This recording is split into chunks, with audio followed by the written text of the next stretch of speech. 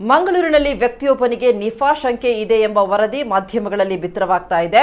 ಆತನಿಗೆ ಯಾವುದೇ ನಿಫಾ ಲಕ್ಷಣಗಳಿಲ್ಲ. ಆತನ ದೇಹ ಸ್ಥಿತಿ ಸ್ಥಿರವಾಗಿದೆ ಅಂತ ದಕ್ಷಿಣ ಕನ್ನಡ ಜಿಲ್ಲಾಧಿಕಾರಿ ಡಾಕ್ಟರ್ ಕೆವಿ ರಾಜೇಂದ್ರ ಮಾಹಿತಿ ನೀಡಿದ್ದಾರೆ.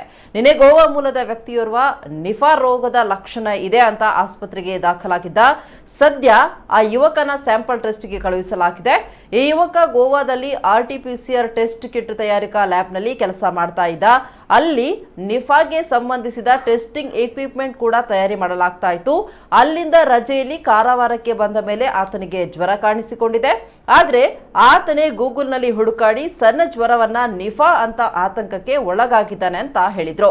ಆತನ ಲ್ಯಾಬ್ ಸಂಪರ್ಕಿಸಿದಾಗಲೂ ಆತನ ಟ್ರಾವೆಲ್ ಹಿಸ್ಟ್ರಿ ಅಥವಾ ಯಾವುದ್ರಲ್ಲೂ ಆತನಿಗೆ ಸಂಪರ್ಕ ಇಲ್ಲ. ಆದರೆ ಆತನೇ ಸುಮ್ಮನೆ ಆತಂಕಕ್ಕೆ ಒಳಗಾಗಿದ್ದು ನಮ್ಮಲ್ಲಿ ದಾಖಲಾದ ಬಳಿಕವೂ ಆತಂಕ ವ್ಯಕ್ತಪಡಿಸಿದ್ದಾನೆ. ಹೀಗಾಗಿ ಅವನ ಆತಂಕದ ಹಿನ್ನೆಲೆಯಲ್ಲಿ ನಾವು ನಿಫಾ ಟೆಸ್ಟ್ಗೆ ಕಳಿಸಿದ್ದೇವೆ. ಇದನ್ನ ಶಂಕಿತ ಅಂತನೂ ಹೇಳಬೇಡಿ, ಆತನ ಆತಂಕದ ಹಿನ್ನೆಲೆ ಟೆಸ್ಟ್ಗೆ ಕಳುಹಿಸಲಾಗಿದೆ ಅಷ್ಟೇ ಅಂತ ಹೇಳಿದ್ರು. ಸದ್ಯ ಆ ಯುವಕ ಆರೋಗ್ಯವಾಗಿದ್ದು ಆತನ ಆತಂಕ ಕಡಿಮೆ ಮಾಡಲು ನಿಫಾ ಟೆಸ್ಟ್ಗೆ ಕಳಿಸಿದ್ದೇವೆ. ಇವತ್ತು ಅಥವಾ ನಾಳೆಯೊಳಗೆ ನಿಫಾ ಟೆಸ್ಟ್ ರಿಪೋರ್ಟ್ ಬರಲಿದೆ ಅಂತ ಹೇಳಿದ್ರು. ಕಾರವಾರಕ್ಕೆ ಬೈಕ್ನಲ್ಲಿ ಮಳೆಯಲ್ಲಿ ಬಂದಿದ್ದಾನೆ ಅಂತ ಗೊತ್ತಾಗಿದೆ. ಪುಣೆಯಿಂದ ರಿಪೋರ್ಟ್ ಕೂಡ ಬೇಗ ತರಿಸುವ ವ್ಯವಸ್ಥೆ ಆಗಿದೆ.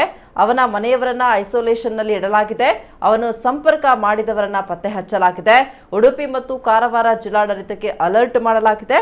ಈತನಿಗೆ ನಿಫಾ ಆಗಲಿ ಯಾವುದೇ ಬೇರೆ ರೋಗದ ಲಕ್ಷಣ ಕೂಡ ಇಲ್ಲ.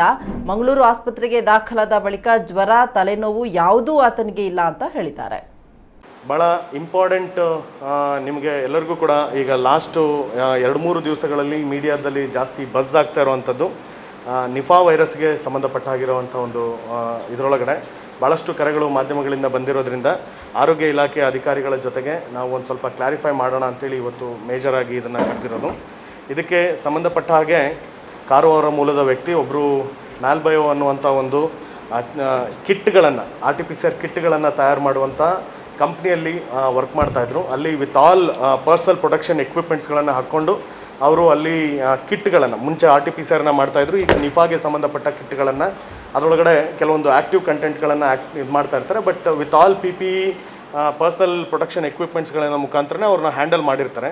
ಅವರೇನೋ ವಾಪಸ್ ಬರಬೇಕಾದ್ರಲ್ಲಿ ಮಳೆ ನೆಂದು ಬೇರೆ ಬೇರೆ ರೀತಿಯಾದಂಥ ಇದರೊಳಗಡೆ ಇದ್ದು ಕಾರವಾರಕ್ಕೆ ವಾಪಸ್ ಬಂದು ಹಬ್ಬದ ಇದರೊಳಗಡೆ ಇದ್ದಾಗ ಕೆಲವೊಂದು ಸಿಂಪ್ಟಮ್ಸ್ಗಳು ಬಂದು ಅದನ್ನು ಗೂಗಲ್ ಮಾಡಿಕೊಂಡು ಅವರಿಗೆ ಭಯ ಸ್ಟಾರ್ಟ್ ಆಗಿ ನನಗೆ ನಿಫಾ ಇರ್ಬೋದು ಅನ್ನೋಂಥ ಅವರ ಒಂದು ಪರ್ಸ್ನಲ್ ಫೋಬಿಯಾ ಇದರೊಳಗಡೆ ಹಾಸ್ಪಿಟಲ್ಗೆ ಹೋಗಿದ್ದರು. ಅಲ್ಲಿಂದ KMC ಮಣಿಪಾಲ್ಗೆ ರೆಫರ್ ಆಗಿ ಅಲ್ಲಿಂದ ಅವರು ಆ್ಯಂಬುಲೆನ್ಸ್ ಮುಖಾಂತರ ವೆನ್ಲಾಕಿಗೆ ಕರೆದುಕೊಂಡು ಬಂದಿರುವಂಥದ್ದು. ಅದನ್ನು ನಮ್ಮ ಡಾಕ್ಟರ್ಸ್ಗಳು ಅದನ್ನು ಅವ್ರನ್ನ ಏನು ನಿಗಾವಾಗಿ ಇಡಬೇಕು, ಕಂಟೈನ್ಮೆಂಟ್ ಸಪ್ರೇಟ್ ಐಸೋಲೇಷನ್ ವಾರ್ಡಲ್ಲಿ ಇಡಬೇಕು, ಅದನ್ನು ಇಟ್ಟು ಆದರೂ ಕೂಡ ಅವನ ಭಯ ಸಿಂಪ್ಟಮ್ಸ್ಗಳು ಮತ್ತು ಅವನಲ್ಲಿ ಇದರೊಳಗಡೆ ಆ ಕಂಪ್ನಿಯವ್ರಿಗೂ ಮಾತಾಡಿದಾಗ ಯಾವುದೇ ರೀತಿಯಾದಂತಹ ನೇರವಾಗಿ ಕಾಂಟ್ಯಾಕ್ಟ್ ಆಗಿಲ್ಲ. ಯಾರಿಗೂ ಕೂಡ ಸಿಂಪ್ಟಮ್ಸ್ ಇಲ್ಲ, ಏನೂ ಭಯ ಇಲ್ಲ ಅಂತ ಅದನ್ನು ಹೇಳಿದ್ರು ಕೂಡ ಈ ವ್ಯಕ್ತಿ ವೈಯಕ್ತಿಕವಾಗಿ ಫೋಬಿಯಾ ಹೇಳಿ ಭಾಳ ಸ್ಟ್ರಾಂಗ್ ಆಗಿ ಹೇಳ್ತಾ ಇರೋದ್ರಿಂದ ಜಿಲ್ಲಾಡಳಿತನೂ ಕೂಡ ನಾವು ಇದನ್ನು ನಿರ್ಲಕ್ಷ್ಯ ಮಾಡೋಕ್ಕಾಗಲ್ಲ ಅನ್ನೋದಕ್ಕೆ ಅವನ ಸ್ಯಾಂಪಲನ್ನು ನಾವು ಕಳಿಸ್ಕೊಟ್ಟಿದ್ದೀವಿ. ಇದು ಶಂಕಿತನೂ ಅಲ್ಲ, ಡೈರೆಕ್ಟ್ ಕಾಂಟ್ಯಾಕ್ಟು ಇಲ್ಲ, ಅದಕ್ಕೆ ಸಂಬಂಧಪಟ್ಟ ಯಾವುದೇ ಸಿಂಪ್ಟಮ್ಸ್ಗಳು ಇಲ್ಲ. ಮೇ ಬಿ ರೆಗ್ಯುಲರ್ ಆಗಿರುವಂತಹ ಒಂದು ಹೆಡ್ಏಕ್ ಮತ್ತು ಫೀವರ್ ಇದ್ದಿದ್ರೊಳಗಡೆ ಮತ್ತು ಅವನಿಗೆ ಫಸ್ಟ್ ಸಿಂಪ್ಟಮ್ ಟ್ಯಾಕಿಕಾರ್ಡಿಯಾ, ಹಾರ್ಟ್ ರೇಟ್ ಜಾಸ್ತಿ ಆಗುವಂಥದ್ದು, ಇವೆಲ್ಲವೂ ಕೂಡ ಒಂದು ಭಯದ ಒಂದು ಇದರೊಳಗಡೆ. ಬಟ್ ಈ ವಿಷಯದಲ್ಲಿ ನಾವು ನೆಗ್ಲೆಕ್ಟ್ ಮಾಡಬಾರ್ದು ಅನ್ನೋಂಥ ಉದ್ದೇಶಕ್ಕೆ ಅವನ ಎಲ್ಲ ಕಾಂಟ್ಯಾಕ್ಟ್ಸ್ಗಳನ್ನು ಕೂಡ ಸಪ್ರೇಟಾಗಿಟ್ಟು ಎಲ್ಲ ಅವ್ರನ್ನ ವಾಚ್ಫುಲ್ಲಾಗಿ ಆರೋಗ್ಯ ಉಡುಪಿ ಜಿಲ್ಲಾಡಳಿತದ ವತಿಯಿಂದ ಮತ್ತು ಕಾರವಾರ ಜಿಲ್ಲಾಡಳಿತಕ್ಕೂ ನಾವು ಆಲ್ರೆಡಿ ಮಾಹಿತಿಯನ್ನು ಕೊಟ್ಟಿದ್ವಿ. ಸಂಬಂಧಪಟ್ಟ ಎಲ್ಲ ಕಾಂಟ್ಯಾಕ್ಟ್ಸ್ಗಳನ್ನು ಕೂಡ ಸಪ್ರೇಟಾಗಿಟ್ಟು ವಾಚ್ ಮಾಡಬೇಕು ಅಂತ. ನಮ್ಮಲ್ಲೂ ಕೂಡ ಅದಕ್ಕೆ ಸಂಬಂಧಪಟ್ಟಾಗೆ ಬ್ಯಾಂಗ್ಳೂರು ಮುಖಾಂತರ ಪುಣೆಗೆ ಸ್ಯಾಂಪಲ್ಸನ್ನು ಕೂಡ ನಾವು ಅದನ್ನು ಕಳಿಸ್ಕೊಟ್ಟಿದ್ದೀವಿ. ಯಾವುದೇ ರೀತಿಯಾದಂಥ ಏನೂ ಸಿಂಪ್ಟಮ್ಸ್ಗಳಿಲ್ಲ.